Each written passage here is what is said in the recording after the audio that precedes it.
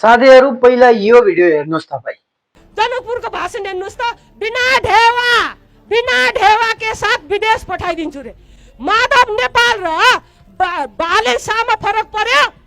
साथीहरु अब यो अर्को भिडियो पनि तपाई हेर्नुस्। काठमाडौँ महानगरपालिका हरेक वर्ष 20,000 विद्यार्थी के स्कॉलरशिप दे फ्री में। महंग कॉलेज पढ़ेला फ्री वीसा फ्री टिकट बिना ढुआ के विदेश जाना नहीं कॉलेज पढ़ेला।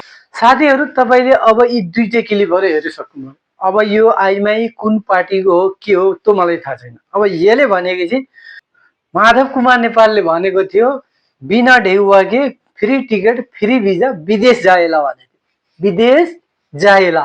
अब यहाँ बालेनले के भन्नु भएको छ भनेपछि फ्री टिकट फ्री भिजा विदेश जाएला नहीं कॉलेज पढेला।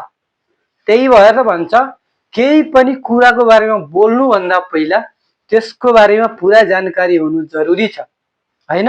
बालेनले भन्नुभएको छ विदेश जानको लागि फ्री टिकट फ्री भिजा हैन, आफ्नै देशमा कलेजहरुमा फ्री इन्ट्री, त्यसको मतलब कलेजहरुमा फ्री पढ्न पाइने त्यो व्यवस्थाको लागि त्यहाँले भन्नुभएको छ विदेश जाएला नहीं महंग कलेज पढेला फ्री टिकट फ्री भिजा भन्नुभएको छ।